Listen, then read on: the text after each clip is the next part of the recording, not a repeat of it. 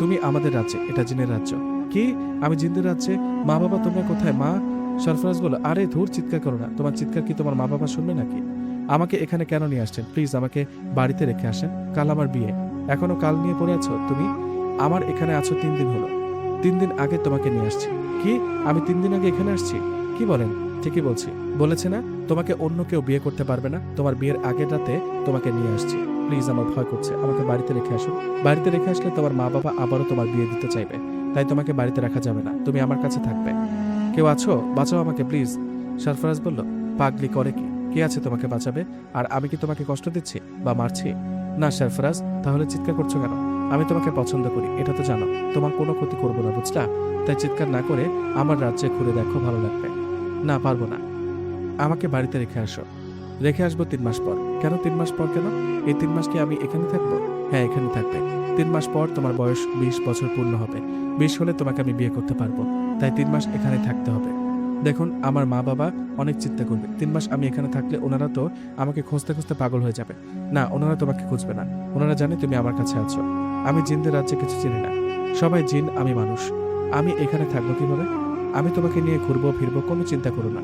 সরফরাজ ও জান্নাতের কথার মাঝে সেখানে একটা ফুটফুটে সুন্দর বাচ্চা আসলেন। এসে সরফরাজকে উদ্দেশ্য করে বললেন, বাচ্চাটা বলল, মামা যান, আপনি কেন ওনাকে নিয়ে ঘুরবেন? উনি তো ঘুরবে আমার সাথে। বাচ্চাটার মুখে কথাটা শুনে সরফরাজ মুচকে এসে একটা হাসি দিয়ে বলল, ঠিক আছে মা, তুমি নিয়ে ঘুরো। তুমি কি ওনাকে চেনো? বাচ্চাটা বলল, বাবা বলেছে ওনার নাম জান্নাত, আর উনি মানুষ জাতি। কে ও? বাচ্চাটা কে? আমার বোনের মেয়ে। তোমাদের সম্পর্কে যেটাকে ভাগ্নি বলে, ও আমার ভাগ্নি। ও মামুনি, তোমার নাম কি? আমার নাম ইকরা। সরফরাজ বলল, জান্নাত, আমি তো সবসময় তোমার সাথে থাকতে পারবো না। ইকরা তোমার সাথে থাকবে, গল্প করবে। তুমি চাইলে ওর সাথে আমাদের জিনের রাজ্য করে দেখতে পারো। এখন আমি আসছি, তুমি খাবারটা খেয়ে নাও। না, খাবো না। আমাকে বাড়িতে রেখে আসেন, নইলে খাবো না। না খেলে তোমারই কষ্ট হবে। খেয়ে নাও, পাগলামি করো না। মামুনি, খেয়ে নাও। এগুলো খাবার অনেক সুস্বাদু। সরফরাজ বলল, দেখেছ, ইকরা আমার সবই জানে। খেয়ে নাও। আমি কাজে একটু বাইরে যাচ্ছি, একটু পর আসবো। এ বলে সরফরাজ সেখান থেকে চলে গেলেন। সরফরাজ সেখান থেকে চলে যাওয়ার পর জান্নাত ইকরাকে জিজ্ঞেস করলো, তোমার বয়স কত মামুনি? আমার বয়স 25 বছর। কি মজা করছো তাই না? তুমি এখনো ছোট্ট বাবু পিচ্ছি। ইকরা বলল, তাতে কি? আপনি কি জানেন না আমি জিন জাতি, আর জিন জাতির বাচ্চাদের বয়স এরকমই। তোমাকে পিচ্ছি বলছি, এদিকে বয়সে আমি তোমার থেকে বড়। ইকরা। জান্নাত বলল, আচ্ছা, তোমার মামা ওই যে সরফরাজ জিন, উনি কোথায় গেল? মামা মনে হয় বিচার করতে গেছে। কে অপরাধ করলে তাকে শাস্তি দেন মামা। ও। ইকরা বলল, মামুনি চলেন, এখন আমরা বাইরে যাই। আপনি তো জিনদের রাজ্যে কখনো ঘুরে দেখেননি। চলেন, আমার সাথে চলেন। না না, আমার ভয় করে, আমি যাব না। কোনো ভয় করবে না, আমি আছি না আপনার সাথে। আর আপনাকে জিনের রাজ্যে কম বেশি অনেকে চেনে। কেউ আপনার কিচ্ছু করবে না। চলুন তো আমার সাথে, চলুন। এ বলে ছোট্ট ইকরা জান্নাতের হাত ধরে জান্নাতকে নিয়ে বাইরে গেলেন। বাইরে বেরিয়ে জান্নাত পেছন ফিরে তাকালে অবাক হলেন। কারণ এতক্ষণ সে যেখানে ছিল সেটা বাড়ি মনে করেছিল, কিন্তু এটা বাড়ি না, খুব সুন্দর বিশাল একটা প্রাসাদ। জান্নাত অবাক হয়ে ইকরাকে জিজ্ঞেস করে, এতক্ষণ কি আমি এটার ভিতরে ছিলাম? জবাবে ইকরা বলে, হ্যাঁ মামুনি, এটা তো মামার প্রাসাদ। এখন চলো আমরা ওই বাগানের দিকে যাই। ইকরার কথায় জান্নাত বলল, ওর সাথে বাগানে গেলেন। সেখানে গিয়ে জান্নাত দেখলেন নানা রকমের ফুল, ফল, চারিদিকে সুন্দর সুন্দর ফুলের গাছ। সেই গাছগুলো দেখাশোনার জন্য কিছু জিন রাখা। জিনগুলো ফুল ফলের গাছগুলো দেখাশোনা করে। এদিকে জান্নাত সেখানে দেখে ওখানে থাকা জিনগুলো জান্নাতের সাথে কথা বলেন। শুরুতে জান্নাতের ভয় করলেও পরে আস্তে আস্তে জান্নাতও তাদের সাথে কথা বলেন, গল্প করেন। গল্প করার এক ফাঁকে সেখানে থাকা জিনগুলো জান্নাতকে কিছু ফল এনে খেতে বলেন। প্রথম প্রথম ভয় করলো জান্নাত, পরে ফলগুলো খান। এদিকে কিছুক্ষণ পর সরফরাজ জিন সেখানে চলে আসেন। সরফরাজকে দেখে সেখানে থাকা জিনগুলো যে যার মতো কাজ করতে চলে যান। এদিকে জান্নাত দেখেন সরফরাজের সাথে একটা সুন্দরী পরী দাঁড়িয়ে আছে। জান্নাত কিছু বলার আগেই ছোট্ট ইকরা মা মা বলে সেই পরীটার দিকে এগিয়ে গেলেন। এদিকে পরীটা এগিয়ে এসে ইকরাকে কোলে নিয়ে বলল, জান্নাতকে উদ্দেশ্য করে, কেমন আছো জান্নাত? আমি ইকরার মা, সরফরাজ আমার ভাই। পরীর কথা জান্নাত উত্তর দিলেন। তাদের মাঝে কিছুক্ষণ কথোপকথন হলো। কথা শেষে পরী ইকরাকে নিয়ে চলে গেলেন। এদিকে ওরা চলে যাবার পর সরফরাজ জান্নাতকে বললেন, কি কেমন লাগছে আমাদের জেলের রাজ্য? আপনাকে বলবো কেন, গুন্ডা কোথাকার। গুন্ডা? কে গুন্ডা? আমি আবার কি করলাম? গুন্ডা না তো কি? কার বিচার করতে গিয়েছিলেন শুনি? ও, এই কথা, বিচার করলে বুঝি গুন্ডা হয়? তা নয় তো কি? এই বোকা, আমার সম্পর্কে এখনো কিছুই জানো না। আমি এই জিনদের রাজ্যের সকল জিনের সর্দার। কেউ কোনো অপরাধ করলে তাকে আমাদের নিয়ম মোতাবেক শাস্তি দিই। ও, আমি ভাবছি অন্যায়ভাবে কারো বিচার করলেন। সবসময় তো শুধু ভুল বুঝে গেলা। কখনো কি আমাকে নিয়ে ভেবেছ? জিন বলে কি আমাকে ভালোবাসতে পারো না? আচ্ছা বাদ দাও, চলো প্রাসাদে চলো। এই বলে সরফরাজ জান্নাতকে নিয়ে প্রাসাদের দিকে যেতে থাকেন। তখন জান্নাত সরফরাজকে বলেন, আচ্ছা একটা কথা বলি। বলো। আমি আজকে জিনদের রাজ্যে আসলাম, কিন্তু আমার কোনো জানি মনে হয় আমি এর আগেও এখানে এসেছি। এইসব জায়গা কেন জানি চেনা চেনা লাগে। তাই নাকি? চেনা চেনা লাগতেই পারে, কারণ আছে, সময় হলে জানতে পারবা। এখন চলো। আমি বাড়ি যাব কবে? আর 2 মাস বাকি, 2 মাস পর যাবে। এই কথাটা বলে সরফরাজ জান্নাতকে নিয়ে প্রাসাদের ভেতরে চলে গেলেন। সেখানে যাবার পর জান্নাত সরফরাজকে বললেন, আচ্ছা একটা কথা বলি। জি, কি কথা বলো? ইকরা খুব মিষ্টি দেখতে, ও কি আর আসবে না আমার কাছে? ওর মা তো ওকে নিয়ে চলে গেল। হ্যাঁ আসবে, ওর মায়ের সাথে গেছে, তাতে কি হয়েছে? তোমার কি ওকে ভালো লাগে? ভালো লাগবে না? কত কিউট সুন্দর একটা মেয়ে। ইকরা বড় হলে সুন্দর পরি হবে। বলছিলাম আমি তো একাই থাকি, ইকরা যদি আমার সাথে থাকতো ভালো হতো, ওকে নিয়ে থাকতাম। ওহো, ওকে ঠিক আছে, তুমি ইকরার সাথে থাকবে। একটু পর ইকরা চলে আসবে। এই কথাটা বলে সরফরাজ বাইরে গেলেন। সরফরাজ বাইরে যাওয়ার কিছুক্ষণ পর ছোট্ট ইকরা সেখানে চলে আসলেন। ইকরাকে দেখে জান্নাত দৌড়ে গিয়ে ইকরাকে কোলে নিয়ে বললেন, কেমন আছো মা? তুমি আমাকে ছেড়ে কোথাও যেও না, আমার সাথে সাথে সব সময় থাকবা। ঠিক আছে মামুনি, সব সময় থাকবো। এখন তুমি খাবার খেয়ে ঘুমিয়ে পড়ো, তোমার তো ঘুমের দরকার। ইকরার কথায় জান্নাত নিজে খাবার খেলেন, ইকরাকেও খাবার খাইয়ে দিলেন। খাওয়া শেষে জান্নাত ঘুমিয়ে পড়লেন। ঘুমের মাঝে জান্নাত স্বপ্নে তার মা বাবাকে দেখলেন। জান্নাত দেখলেন তার মা বাবা তার জন্য কান্না করছে, জান্নাতকে ডাকছে। এই দৃশ্য দেখে জান্নাত চিৎকার দিয়ে ঘুম থেকে উঠায় সরফরাজ জান্নাতকে বলেন, জান্নাত কি হলো, চিৎকার দিলে কেন? ভয় পেয়েছো নাকি? না, মা বাবাকে স্বপ্নে দেখেছি, মা বাবা আমাকে ডাকছে, আমার জন্য কান্না করছে। আমি আপনাকে একটা অনুরোধ করবো, শুনবেন? অনুরোধ করতে হবে না, এমনি বলুন, কি বলবে? মা বাবার কাছে যেতে চাও? হ্যাঁ, কিন্তু তোমার তো এখনো 1 মাস বাকি, আরো 1 মাস থাকতে হবে। আমি বাড়িতে থাকবো না, আপনাকে কথা দিলাম। বাড়িতে গিয়ে মা বাবাকে দেখে একটু কথা বলে চলে আসবো। সত্যি তো? হ্যাঁ সত্যি। ওকে, নিজের কথা রেখো, মনে রেখো, পরে কথা ঘুরাবে না, কোথাও পালাবে না। পালিয়ে বা লুকিয়ে কোনো লাভ নেই, আমি জিন তোমাকে ঠিকই খুঁজে বের করবো। আমি জানি, আমি কোথাও যাব না, কথা দিলাম। আর একটা কথা, আমি কি ইকরাকে সাথে নিয়ে যেতে পারি? আমি মা বাবা ছাড়া কাউকে বলবো না, ইকরাকে কোথাও যেতে দিব না। ঠিক আছে, তবে সাবধানে থেকো। মনে রেখো ইকরা এখনো ছোট বাচ্চা, তোমাদের সমাজে ইকরা এখনো 3-4 বছরই বাচ্চা। জিনদের হিসাব একটু আলাদা, ইকরাকে দেখে রেখো। ওকে ঠিক আছে, তুমি ঘুমিয়ে পড়ো, ঘুম থেকে উঠে দেখবা তুমি তোমার রুমে শুয়ে আছো। বাড়িতে গিয়ে মা বাবার সাথে কথা বলে আবার ঘুমিয়ে পড়বা, তখন আবার তোমাকে জিনদের রাজ্যে নিয়ে আসবো। সরফরাজ জিনের কথা শুনে জান্নাত ঘুমিয়ে পড়লেন। একটু পর হঠাৎ জান্নাতের ঘুম ভেঙে গেল। ঘুম ভাঙতে জান্নাত বুঝতে পারলেন সে তার বাড়িতে চলে আসছে। সে তার রুমে, পাশে ছোট্ট ইকরা দাঁড়িয়ে আছে। নিজেকে রুমে দেখে জান্নাত চিৎকার দিয়ে ওর মা বাবাকে ডাকতে থাকে। হঠাৎ এতদিন পর মেয়ের ডাক শুনে জান্নাতের মা বাবা দৌড়ে রুমে আসেন। রুমে এসে জান্নাতকে দেখে জড়িয়ে ধরে কান্না করতে থাকেন। এদিকে জান্নাতও কান্না করেন। এতদিন পর মেয়েকে ফিরে পেয়ে নানা প্রশ্ন করে বসেন জান্নাতের মা বাবা। জান্নাতের মা জান্নাতকে বললেন, জান্নাত এতদিন কোথায় ছিলে মা? ওই জিনটা তোর কোনো ক্ষতি করেনি তো? না মা, ও আমার কিচ্ছু করেনি। তোমরা আমাকে নিয়ে চিন্তা করো না, সময় হলে আমি ঠিকই একেবারে ফিরে আসবো। একবারে মানে? তাহলে এখন আসছিস যে, এখন কোথায় যাবি? আমাকে আবার জিনের রাজ্যে ফিরে যেতে হবে। আমি সরফরাজকে কথা দিয়েছি, ও বলেছে আর 1 মাস পর আমার বয়স 20 হবে, তখন আমাকে রেখে যাবে। জান্নাত বাচ্চাটাকে, মা ভয় পেও না, ও আসলে একটা জিন, ওর নাম ইকরা। জান্নাতের কথা শুনে ওর মা বাবা ছোট ইকরার সাথে কথা বললেন। এদিকে বেশ কিছুক্ষণ পর জান্নাত বলল, মা বাবা আমাকে এখন ফিরতে হবে, তোমরা আমার জন্য চিন্তা করো না, 1 মাস পর আমি ফিরে আসবো। জান্নাতের কথায় ওর মা বাবা জান্নাতকে যেতে দিতে রাজি হচ্ছিল না। জান্নাতের বাবা জান্নাতকে বললেন, না তোকে যেতে দিব না, আমি দেখি এই জিন তোকে কিভাবে নিয়ে যায়। না বাবা, পাগলামি করো না, আমার ভালো চাইলে যেতে দাও, তোমরা এখন বাইরে যাও, আবার 1 মাস পর দেখা হবে। জান্নাতের কথায় ওর মা বাবা বাইরে গেলেন। ওনারা বাইরে যাওয়ার পর জান্নাত ঘুমিয়ে পড়লেন। ঘুমিয়ে পড়ার পর জান্নাত ঠিকই আবারও জিনদের রাজ্যে ফিরে আসলেন। মা বাবাকে ছেড়ে জিনদের রাজ্যে ফিরে আসায় জান্নাত মন খারাপ করে বসে রইলেন। এদিকে জান্নাতের মন খারাপ দেখে ছোট্ট ইকরা বলল, মামুনি মন খারাপ কেন তোমার? মা বাবাকে ছেড়ে আসছো তাই না? হ্যাঁ মা। আচ্ছা মামুনি, তুমি সরফরাজ মামাকে দেখতে পারো না কেন? মামাকে বিয়ে করতে রাজি হও না কেন?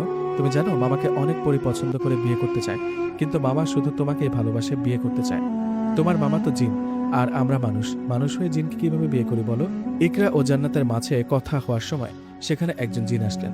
এসে জান্নাতকে সালাম দিয়ে বললেন, রানীমা চলুন, সরফরাজ সর্দার জিন আপনাকে নিয়ে যেতে বলেছে। জিনটার কথায় জান্নাত বললেন, কোথায় যাব আমি? সালিশে। সর্দার জিন বৈঠকে বসে আছে।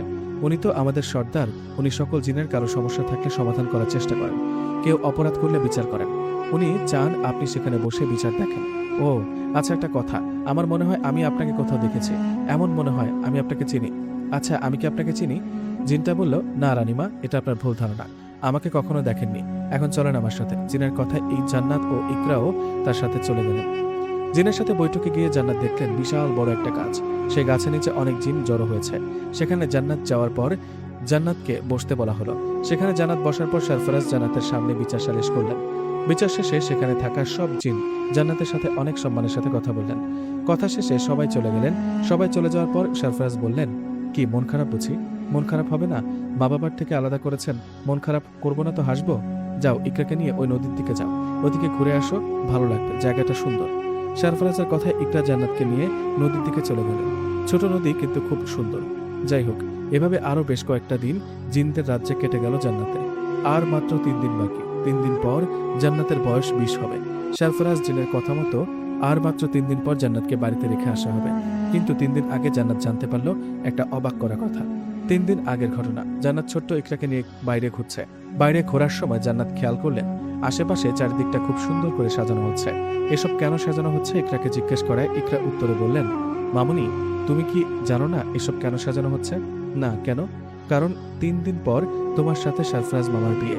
আর সরফরাজ মামা হলো জিনদের সর্দার।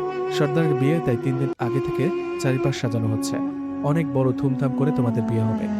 জান্নাত বলল, কি 3 দিন পর আমার বিয়ে? হ্যাঁ, খুব মজা হবে মামুনি। ইকরার কথা শুনে জান্নাত চিন্তায় পড়েন। তখনই সেখানে সরফরাজ আসে। সরফরাজকে দেখে জান্নাত বলে, সরফরাজ, এটা কি শুনছি?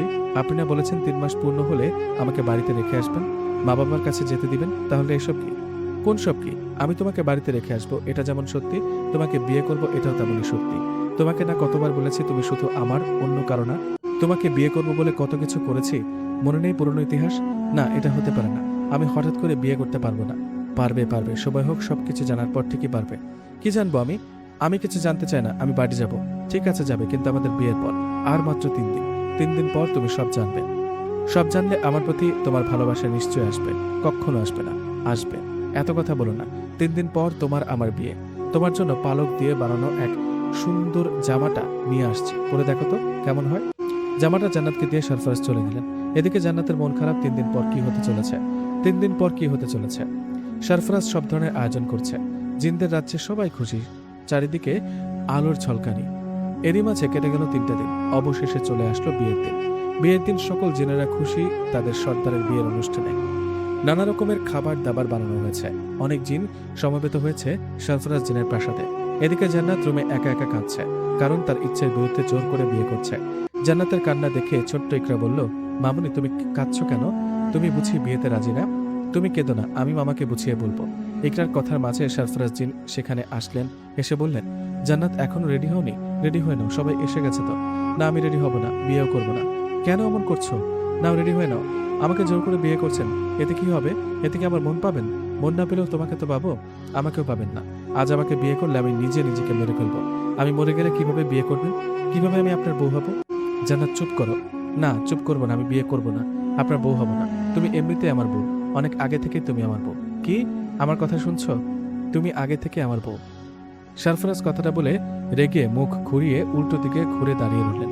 এদিকে সরফরাজ মুখে কথাটা জান্নাত অবাক হয়ে জিজ্ঞেস করলেন, সরফরাজ, কি বলছেন এসব? জান্নাত, আজ তোমার কাছে কিছু লুকাবো না, সব বলবো আজকে তোমাকে। জান্নাত, তোমার দাদা একজন কবিরাজ ছিলেন, এটা কি জানো? হ্যাঁ, বাবার মুখে শুনেছি। সরফরাজ বলল, তোমার দাদা কবিরাজ ছিলেন, সেই সুবাদে আমার দাদার সাথে কোনো না কোনোভাবে তোমার দাদার বন্ধুত্ব হয়। জিনের সাথে মানুষের বন্ধুত্ব। আমার দাদাও তোমার দাদা বন্ধু হয়। আমি দাদার সাথে মাঝে মধ্যে তোমাদের বাড়িতে যেতাম। জান্নাত, তোমার হয়তো মনে নেই ছোটবেলায় তুমি আর আমি দুজনে খেলার সাথে ছিলাম। জান্নাত, ছোটবেলায় তুমি এই জিনদের রাজ্যে অনেকবার আসছো, তোমার হয়তো মনে নেই। কেন মনে নেই একটু পর জানতে পারবা। জান্নাত, তোমার সাথে সবসময় খেলা করতাম, ঘোরাফেরা করতাম।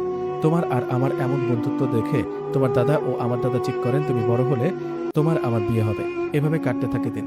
কেটে যায় কয়েকটা বছর। জান্নাত, জানি বললে বিশ্বাস করবে না। তুমি যখন বড় হলে, তোমার বয়স যখন 17, তখন তোমার আমার বিয়ে হয়। কথা এখানে শেষ নয়। তোমার আমার শুধু বিয়ে হয়নি, তোমার আমার একটা সন্তান আছে। জানো সেই সন্তানটাকে?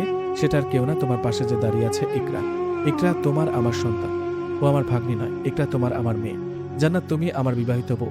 এই যে আজকে এত আয়োজনটা, এটা বিয়ের জন্য না, এটা এমনিতে আয়োজন করে সবাইকে খাওয়াচ্ছে, কারণ আমি সকল জিনের সর্দার।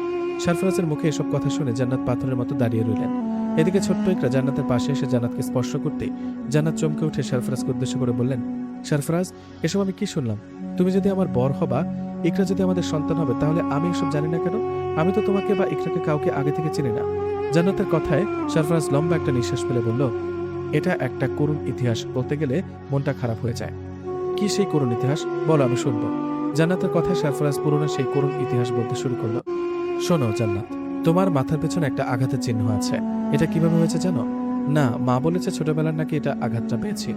তোমার মা তোমাকে মিথ্যা বলেছে। জান্নাত, তোমার মাথায় আঘাত করেছে একটা জিন। সেজন্য তুমি পুরনো সব স্মৃতি হারিয়ে ফেলেছ। সেজন্য এখন আমাকে চেনো না।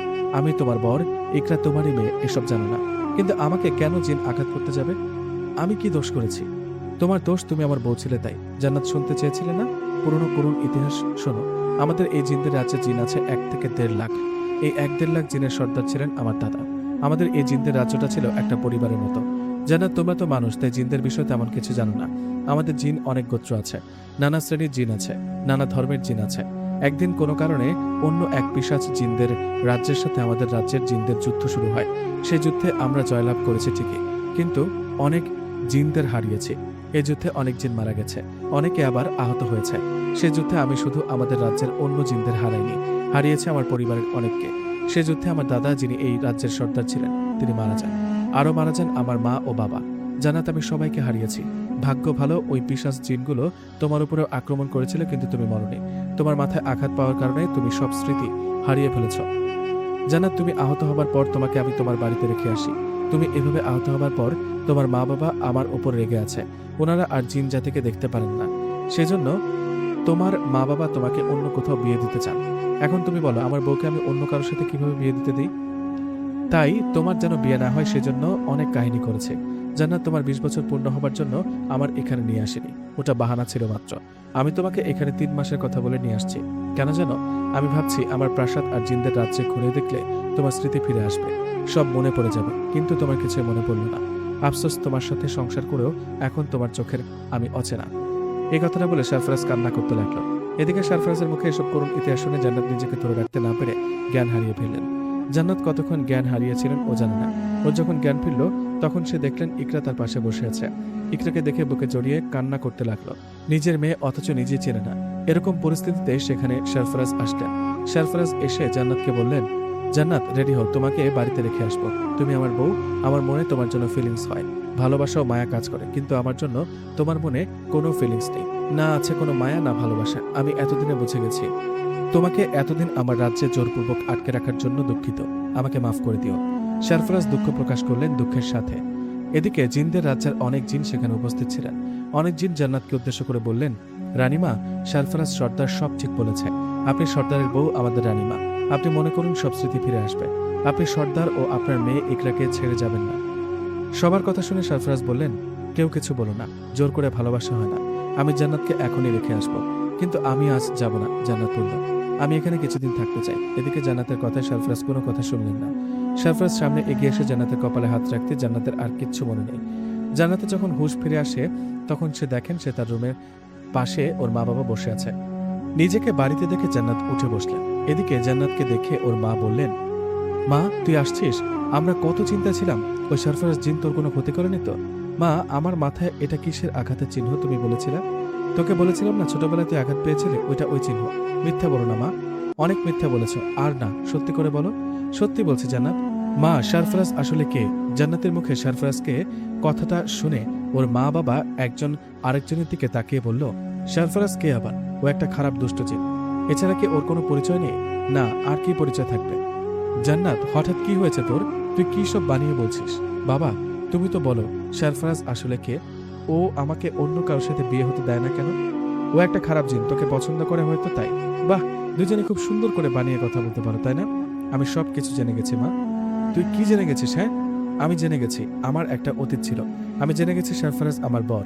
জান্নাতের মুখে এসব কথা শুনে ওর মা বাবা দুজনে অবাক হয়ে লম্বা একটা নিঃশ্বাস ফেলে বললেন, ও, তাহলে তুই সব জেনে গেছিস? জেনে গেছিস, ভালো কথা। সবকিছু ভুলে যা। হ্যাঁ জান্নাত, তোর স্মৃতি হারিয়ে গেছে, সবকিছু ভুলে গেছিস। আমরা চাই এভাবে সব ভুলে যাক। তোর অতীত ভুল ছিল। জিন জাতি কখনো ভালো হয় না, ওরা অন্য জাতি। সরফরাজ সাথে তোর বিয়ে দিয়েছে তোর দাদা। আমরা শুরুতে রাজি না হলেও পরে রাজি হয়েছি। কিন্তু রাজি হয়ে কি পেলাম? তোকে আহত অবস্থায় অল্পের জন্য তুই বেঁচে গেছিস। আমরা চাই না সরফরাজ জিনের সাথে তোর কোনো সম্পর্ক থাক। বাবা বলল, হ্যাঁ মা, আমাদের কথা শোন। আমরা তোকে কিছুদিনের মধ্যে বিয়ে দিয়ে দেব, তুই ভালো থাকবি। মা বলল, জান্নাত, আমরা তোর মা বাবা তোর ভালো চাই। সরফরাজ তোকে উল্টো পাল্টা কি বুঝিয়েছে জানি না। তুই তোর অতীত যেভাবে ভুলে গেছিস সেভাবে ভুলে থাক। জান্নাত বলল, মা বাবা, তোমরা দয়া করে চুপ করো। আমাকে একটু একা থাকতে দাও প্লিজ। জান্নাত, মা চুপ, কোনো কথা শুনতে চায় না, দয়া করে একা থাকতে দাও। জান্নাতের কথায় ওর মা বাবা চলে গেলেন। ওরা চলে যাবার পর জান্নাত মনে মনে ভাবলেন, তাহলে সরফরাজ যা বলেছে সব সত্যি। সরফরাজ তাহলে ওর বর ছিল, ইকরা সত্যি ওর মেয়ে। এসব ভাবতে ভাবতে চোখ বেয়ে পড়তে লাগলো পানি। জান্নাত কি করবে? পুরনো সংসারে ফিরে যাবে, নাকি মা বাবার কথা মতো নতুন কাউকে বিয়ে করবে? যাই হোক, এভাবে চিন্তায় চিন্তায় কেটে গেল 2 দিন। 2 দিন পর এক রাতে জান্নাত শুয়েছিলেন, ঘুম আসছে না। হঠাৎ জান্নাত শুনতে পেলেন ইকরা তার রুমে তাকে ডাকছে। ইকরার ডাক শুনে জান্নাত তাড়াহুড়ো করে উঠে রুমের লাইট দিয়ে দেখলেন ইকরা রুমে দাঁড়িয়ে আছে। ইকরাকে দেখতে ও বলল, মা, মা তুমি আসছো? এই বলে ইকরাকে বুকে জড়িয়ে ধরলেন। বুকে জড়িয়ে জান্নাত বললেন, মা তুমি আসছো? কে কে আসছো মা? একাই আসছি, বাবা আসতে দিতে চায় না। তোমাকে দেখতে অনেক মন চাচ্ছিল, তাই বাবা অনুরোধ করায় বাবা এখানে আসতে দিতে রাজি হলো। খুব ভালো করেছো মা, তুমি আমার সাথে থাকবে, আমাকে ছেড়ে কোথাও যাবে না বলো। জান্নাতের কথার মাঝে হঠাৎ করে দরজায় ঠকঠক আওয়াজ করতে লাগলো জান্নাতের মা বাবা। এদিকে দরজায় আওয়াজ পেয়ে ছোট্ট ইকরা সেখান থেকে বাতাসে মিলিয়ে গেলেন। ইকরা চলে যাওয়ায় জান্নাত কান্না করতে করতে দরজা খুলে দিলেন। দরজা খুলতে জান্নাতের মা বাবা বলল, জান্নাত কি আসছিল তোর সাথে কথা বলতে? তুই কার সাথে কথা বললি? জান্নাতের মা বাবার কথায় জান্নাত বলল, মা, বাবা, আমার মেয়ে আসছিল, ওই ছোট্ট ইকরা ও আমার মেয়ে। মেয়ের মুখে এসব কথা শুনে জান্নাতের মা বাবা একে অপরের দিকে তাকিয়ে বললেন, ইকরা তোর মেয়ে? হ্যাঁ বাবা, ইকরা আমার মেয়ে। জান্নাত, মানলাম ইকরা তোর মেয়ে, ও তোর কাছে কেন আসছিল? আমার মেয়ে আমার কাছে আসবে না? তোমরা রুমে না আসলে ইকরা চলে যেত না। মা বলল, দেখ তোর মনের অবস্থা ভালো না, এখন এসব নিয়ে ভাবিস না। তোকে কত করে বোঝালাম সরফরাজও ইকরার কথা ভুলে যা। ওটা তোর ভুল অতীত ছিল। ভুল অতীত হতে পারে, কিন্তু সরফরাজ তো ভুল না। মা, আমি কি করব কিছুই বুঝতে পারছি না। এভাবে চলতে থাকলে আমি মারা যাব। জান্নাতের বাবা বলল, দেখ মা, নিজেকে এত প্রেশার দিস না। আমি বলি কি, তুই তোর নানার বাড়িতে গিয়ে কয়দিন থেকে আয়, এতে মনটা একটু ভালো হতে পারে। না বাবা, আমি এখন কোথাও যাব না, তোমরা চলে যাও, আমি ঘুমাবো। জান্নাতের মা বলল, ঠিক আছে তাই কর, ঘুমালে শরীরটা একটু ভালো লাগবে। এই কথাটা বলে জান্নাতের মা বাবা চলে গেলেন। ওরা চলে যাওয়ার পর জান্নাত কিছুক্ষণ পর ঘুমিয়ে পড়লেন। ঘুমিয়ে পড়ার কিছুক্ষণ পর ইকরার ডাকে জান্নাতের ঘুম ভেঙে যায়। ইকরা ডাকছে, মা, ও মা, ওঠো। এদিকে ইকরার ডাকে জান্নাত চোখ মেলে ইকরাকে বলেন, ইকরা মা তুমি? আমি কোথায়? এটা কোন জায়গা? আমাদের জিনের রাজ্যে নিয়ে আসছি তোমাকে। তোমার বাড়িতে তোমার মা বাবা, আমার নানা নানি এসে ঝামেলা করে। ওনারা তখন আসছিল বলে আমি তোমার কাছ থেকে চলে আসছি। এখন তোমাকে জিনদের রাজ্যে নিয়ে আসছি, এখানে ওনারা আসতে পারবে না। ভালো করেছো মা, আসো আমার বুকে আসো। এই বলে ইকরাকে বুকে নিয়ে জান্নাত বলল, আচ্ছা ইকরা, একটা কথা বলো তো, তুমি কি আগে থেকে জানতে আমি তোমার মা? না মা, বাবা আমাকে কখনো বলেনি। বাবা বলতো ফুপি আমার মা, আমি ফুপিকে মা বলে জানতাম। কিন্তু সেদিন বাবা তোমাকে সবকিছু খুলে বলার পর জানলাম তুমি আমার মা। আমি তো এটা জানতাম না সরফরাজ আমার বাবা, আমি ওনাকে মামা বলে জানতাম। ও আচ্ছা মা, আমাকে যে এখানে নিয়ে আসছো, তোমার বাবা জানলে রাগ করবে না? উনি কি জানেন? না, বাবা জানে না, আর জানতেও পারবে না। বাবা তোমাকে আমাকে খুঁজেই পাবে না। জান্নাত বলল, হ্যাঁ ঠিকই বলেছ, খুঁজে পাবে না। একবার পেছনে ফিরে দেখো। জান্নাতের কথায় ইকরা পেছন ফিরে তাকিয়ে বললেন, বাবা তুমি? ইকরা, ওকে এখানে নিয়ে আসছো কেন? তুমি তোমার মাকে দেখতে চেয়েছিলে, আমি অনুমতি দিয়েছি, তাই বলে এখানে নিয়ে আসবা? জান্নাত বলল, সরফরাজ ও বুঝতে পারেনি। বুঝো না, ছোট মানুষ, ওকে কিছু বলো না। জান্নাত, চলো তোমাকে বাড়িতে রেখে আসি। না, এখন যাব না, আমি এখানে কিছুক্ষণ থাকি। আমার মেয়ের কাছে একটু থাকতে দাও। ইকরা তোমার মেয়ে, আমি তোমার বর, কিন্তু আমাদের জন্য তোমার কোনো ফিলিংস নেই, কারণ তুমি স্মৃতিহারা একটা মেয়ে। তোমার মা বাবা চিন্তা করবে, চলো তোমাকে বাড়িতে রেখে আসি। জান্নাত বলল, সরফরাজ মা বাবা বলেছে আমাকে বিয়ে দিয়ে দেবে কিছুদিনের মধ্যে। হ্যাঁ, বিয়ে দিলে বিয়ে করবা। তুমি তো বিয়ে করতে চাও। না, করতে চাই না। তাহলে কি আমার সাথে সংসার করবে? তাও করব না। আমি জানি না কি করব, আমি দিন দিন পাগল হয়ে যাচ্ছি। তোমার পাগল হতে হবে না, চলো বাড়িতে রেখে আসি। ইকরা এসে আমার সাথে এসো। এই কথাটা বলে সরফরাজ জান্নাতকে তার বাড়িতে রেখে গেল। এদিকে ফজরের আজান হয়ে গেছে। সরফরাজ জান্নাতকে রেখে যাওয়ায় ও ভীষণ মন খারাপ করে বসে রইল। এদিকে কিছুক্ষণ পর সকাল হলো। সকাল হতে জান্নাতের মামা তাদের বাড়িতে হাজির। জান্নাতের মামা জান্নাতের জন্য একটা বিয়ের প্রস্তাব নিয়ে আসছে। জান্নাতের মামা ওদের বাড়িতে এসে ওর মা বাবাকে উদ্দেশ্য করে বললেন, দুলাভাই, আমি জান্নাতের জন্য খুব ভালো একটা প্রস্তাব নিয়ে আসছি। আমাদের গ্রামের রহমত ভাইয়ের ছেলে আরিফ আছে না, ওই আরিফ। আরিফ তো এখন পুলিশে চাকরি করে। জান্নাত আমাদের বাড়িতে যাওয়ার পর আরিফ নাকি ওকে দেখেছে, পছন্দ করে। আপনারা চাইলে আজ সন্ধ্যায় আরিফ ও তার বাবা চাচা মিলে জান্নাতকে দেখতে আসবে। তাই নাকি? আরিফ তো ভালো ছেলে, আমি ওদের ব্যাপারে জানি। শোন, তুই ওদেরকে নিয়ে সন্ধ্যায় আয়, ওরা জান্নাতকে দেখুক, আমাদের বাড়িঘর দেখুক। এদিকে জান্নাতের মা আর বাবার কথাবার্তার মাঝে জান্নাত বলে উঠল, মামা, তুমি যে আমার বিয়ের কথাবার্তা বলছো, তুমি কি জানো না আমি বিবাহিত? আর যার সাথে বিয়ের কথা বলছো, উনি কি জানে আমি বিবাহিত? আমার একটা মেয়ে আছে। জান্নাতের মুখে কথাটা শুনে ওর মামা আমতা আমতা করে বলল, মানে এরকম ভুল কম বেশি সবারই হয়। জান্নাত, তুই বিবাহিত, এটা আমরা ছাড়া গ্রামের কেউ এখন পর্যন্ত জানে না, আর জানলেও বিশ্বাস করবে না। একটা জিন কিভাবে তোর বর হলো? তুই বিবাহিত এটা ওদের বলিনি, ওরা কখনো জানবেও না জান্নাত। এটা ঠিক না মামা, আমি এখন বিয়ে করব না, ওদের আসতে মানা করে দাও। জান্নাত, মা আমার কথা শোন, মানুষ দেখলেই তো বিয়ে হয় না, ছেলেটা আসুক, এসে দেখে যাক, তোর মামার একটা মান সম্মান আছে না। জান্নাতের মায়ের কথা জান্নাত কিছু না বলে মন খারাপ করে সেখান থেকে চলে গেল। এদিকে জান্নাতের মামা বললেন, দুলাভাই মেয়ে মনে হয় শরম পাইছে, আমি তাহলে সন্ধ্যা ওদের নিয়ে আসি, কি বলেন? জান্নাতের বাবা বললেন, আচ্ছা ঠিক আছে তাই করো, বেশি রাত করিস না আবার। জান্নাতের মামা বলল, ঠিক আছে আমি তাহলে আসি, কেমন? এই বলে জান্নাতের মামা চলে গেলেন। কথা মতো সন্ধ্যায় আরিফ নামের ছেলেটা, ওর তার বাবা চাচা এরা মিলে জান্নাতকে দেখতে আসলেন। জান্নাত মাশাআল্লাহ বেশ সুন্দরী, আরিফ আগে থেকে ওকে পছন্দ করত। এদিকে আরিফের পরিবারও জান্নাতকে দেখে পছন্দ করে। পছন্দ করায় দুই পরিবারের মধ্যে কথাবার্তা হয়, খাওয়া দাওয়া হয়। খাওয়া দাওয়া শেষে আরিফ ও তার বাবা চাচা চলে যাবার পর সে রাতে জান্নাতের মামা, বাবা, মামা মামি, চাচা চাচি সবাই মিলে জান্নাতকে নিয়ে বসেন। সবাইকে একসাথে দেখে জান্নাত বলেন, কি ব্যাপার, সবাই আমার রুমে কেন, কিছু বলবে কি? জান্নাতের মা বলল, হ্যাঁ তোর সাথে সবাই একটা কথা বলতাম। কি কথা বলো? জান্নাত, দেখ আমরা সবাই এখানে তোর খুব কাছের মানুষ, আমরা সবাই মিলে আরিফের সাথে তোর বিয়ে দিতে চাই। কি মামা, আমি না বললাম বিয়ে করব না? জান্নাতের বাবা বলল, জান্নাত তুই কি সারা জীবন এভাবে থাকবি? আমরা তোর মা বাবা, আমাদের কি তোকে নিয়ে চিন্তা হয় না? এভাবে আর কতদিন? আজ এখন তোকে একটা কথা বলতে হবে, তুই কি আমাদের ভালোবাসিস, আমাদের কথা শুনবি নাকি না?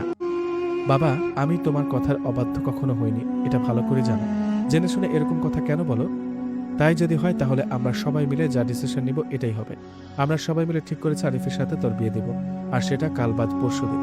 কিন্তু বাবা, জান্নাতের মা বলল, আর কোনো কিন্তু শুনতে চাই না, আমাদের প্রতি তোর ভালোবাসা থাকলে বিয়েতে রাজি হবি। জান্নাতের মামা বলল, দুলাভাই তাহলে আমি ওদের কনফার্ম করে দেই, বলে দেই কাল বাদে পরশু বিয়ে, কি বলেন সবাই? জান্নাতের মামার কথায় পরিবারের সবাই মত দিলেন। এদিকে জান্নাতের কোনো কথা না শুনে ওর বিয়ে ঠিক করা হলো। বিয়ে ঠিকঠাক করে সবাই যে যার মতো চলে গেলেন। সবাই চলে যাবার পর জান্নাত রুমে একা একা কান্না করতে লাগলেন। গভীর রাত, জান্নাতের ঘুম আসছে না, একা একা শুয়ে কান্না করে চলেছে। হঠাৎ ওর কাছে ইকরা আসে, শুধু ইকরা না, সারফরাজও আসে।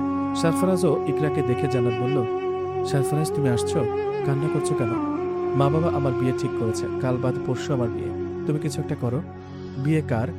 বিয়ে তোমার, আমি আর কতবার আটকাবো? জান্নাত, আমি হেরে গেছি তোমার কাছে, আমাকে বা আমার মেয়ের প্রতি তোমার কোনো ভালোবাসা থাকলে তুমি বিয়েতে রাজি হতে না, সেটা না।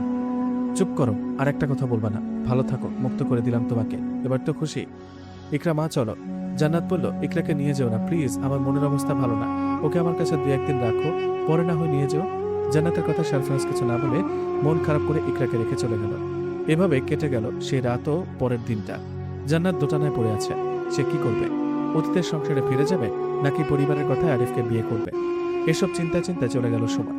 চলে আসলো বিয়ের দিন। বিয়ের দিন বউ সেজে বসে আছে জান্নাত। কিছুক্ষণ পর বিয়ে। বাড়িতে জান্নাতের মা বাবা, চাচা চাচি, মামা মামি সবাই আছে। একটু পরে বিয়ে। হঠাৎ সারফরাজ সেখানে আসলেন। সারফরাজকে দেখে জান্নাতের বাবা ও মামা বলে উঠলেন, সারফরাজ তুমি কেন আসছো? দেখো আগে অনেকবার জান্নাতের বিয়ে ভেঙে দিয়েছ, দয়া করে আর এসব করো না। জান্নাতের মামা বলল, সারফরাজ আজকে কোনো ঝামেলা করো না, ঝামেলা করলে তোমারই ক্ষতি হবে। তুমি যদি আজ কিছু করো তাহলে আমরা তোমার মেয়ে ইকরাকে ছাড়বো না। ইকরা আমাদের হাতে বন্দি, আর খুব বড় একজন কবিরাজ ও রেডি করে রেখেছে। আজ কোনো ঝামেলা করো না, যাও চলে যাও। কবিরাজ না? কবিরাজ নিয়ে আসছেন? এই বলে সারফরাজ হাত ইশারা করতেই শূন্য থেকে সে কবিরাজ থাম করে নিচে পড়লেন। কবিরাজকে দেখে মনে হলো শূন্যতে তুলে কেউ সজোরে আছাড় মারল। কবিরাজকে আছাড় মেরে সারফরাজ বলল, এসব কবিরাজ দিয়ে আমাকে আটকাতে পারবেন ভাবছেন? আমার শক্তি সম্পর্কে আপনারা কিছুই জানেন না। 1 লাখ জিনদের সর্দার আমি চাইলে এই মুহূর্তে আপনাদের গ্রামকে ধুলোয় মিশিয়ে দিতে পারি, কিন্তু আমি সেটা করব না। আমার মা বাবা আমাকে ক্ষমতার অপব্যবহার করতে শেখায়নি। এই বলে সারফরাজ আস্তে আস্তে জান্নাতের দিকে এগিয়ে গেল। এগিয়ে গিয়ে কান্না ভরা চোখে জান্নাতকে বলল, আজ তোমার বিয়ে, আজ থেকে হয়তো তুমি অন্য কারো হবে। জানো খুব কষ্ট হচ্ছে নিজের বউকে অন্য কারো হতে দেখে। তুমি আমার সাথে সংসার করছো, তোমাকে কিভাবে ভুলবো বলতে পারো? যাই হোক, অনেক কষ্ট দিয়েছি তোমাকে, পারলে মাফ করো। আমি জিনজাতি, এটাই আমার অপরাধ, তাই না? আপনারা সবাই আমাকে মাফ করবেন, আর কখনো আপনাদের মাঝে আসবো না। এই কথাটা বলে কান্না করতে করতে সারফরাজ মেয়ে ইকরাকে নিয়ে সেখান থেকে চলে আসতে যাবেন। ঠিক তখনই জান্নাত বললেন, দাঁড়াও সারফরাজ, যেও না, তোমার বউকে নিয়ে যাও, তোমার মেয়ের মাকে নিয়ে যাও, আমাকে ছেড়ে যেও না। জান্নাতের কথায় সারফরাজ থেমে গেলেন। এদিকে জান্নাতের মুখে এসব কথা শুনে ওর মা বাবা অবাক হয়ে বললেন, জান্নাত কি বলছিস এসব? বাবা বিশ্বাস করো, আমি আমার পুরনো কোনো স্মৃতি মনে করতে পারছি না, কিন্তু সারফরাজ আর আমার মেয়ের ভালোবাসা আমি মুগ্ধ। আমি সারফরাজের সংসারে ফিরে যেতে চাই। বাবা তোমার পায়ে পড়ি, আমাকে আর বাধা দিও না। বাবা আমি তোমার কথার অবাধ্য কখনো হইনি, কিন্তু এভাবে আমাকে বর আর বাচ্চার কাছ থেকে আলাদা করো না, দয়া করো। এই বলে জান্নাত হাউমাউ করে কান্না করতে লাগলেন। জান্নাতের কান্নায় সবার মন গলে গেল। সবাই হার মেনে নিলেন জান্নাত ও সরফরাজের ভালোবাসার কাছে। জান্নাতের মামা বললেন, জান্নাত মা, আমরা তোর আর সরফরাজের ভালোবাসার কাছে হেরে গেলাম। আমি এখনই আরিফের বাবার কাছে গিয়ে মাফ চাচ্ছি। তোর আর আরিফের বিয়ে ভেঙে দিচ্ছি। তুই যা, তোর পুরোনো সংসারে ফিরে যা। জান্নাতের বাবা বললেন, হ্যাঁ মা, আমরা তোকে জোর করে অন্য কোথাও বিয়ে দিতে চাইছি, এজন্য মাফ চাচ্ছি। তুই সরফরাজের কাছে ফিরে যা। জান্নাতের মা বলল, দোয়া করি সবসময় ভালো থাক। সবাই জান্নাত ও সরফরাজকে মেনে নিয়েছে। খুশিতে জান্নাত ও সরফরাজের চোখে পানি। সবাই মেনে নেওয়ায় সরফরাজ সবার কাছে বিদায় নিয়ে জান্নাতকে নিয়ে জিনের রাজ্যে আসে। জিনের রাজ্যে এসে নদীর পাড়ে একটা গাছের নিচে বসে সরফরাজ বলে, জান্নাত, তোমাকে ফিরে পাবো সত্যি ভাবিনি, তাই এখন তো ফিরে পেয়েছ, এখন তো খুশি? হ্যাঁ, অনেক খুশি। আমি কালকে জিনদের রাজ্যে ধুমধাম করে অনুষ্ঠানের আয়োজন করব। তুমি খুশি, কিন্তু আমি খুশি না। কেন? কারণ গল্প পড়া মেয়েগুলো সবাই তোমার উপর টাস খায়, তোমার সাথে প্রেম করতে চায়, বিয়ে করতে চায়। তুমিও না? আচ্ছা, সবার কাছ থেকে বিদায় নাও। জান্নাত বলল, সবাই অনেক ভালো থাকবেন, আসসালামু আলাইকুম। সরফরাজ বলল, সবসময় ভালো থাকবেন, আসসালামু আলাইকুম। এভাবে আনন্দের মাঝে শেষ হয়ে গেল জান্নাত ও সরফরাজের কাহিনী। গল্পটা কেমন লেগেছে অবশ্যই কমেন্ট করে জানাবেন।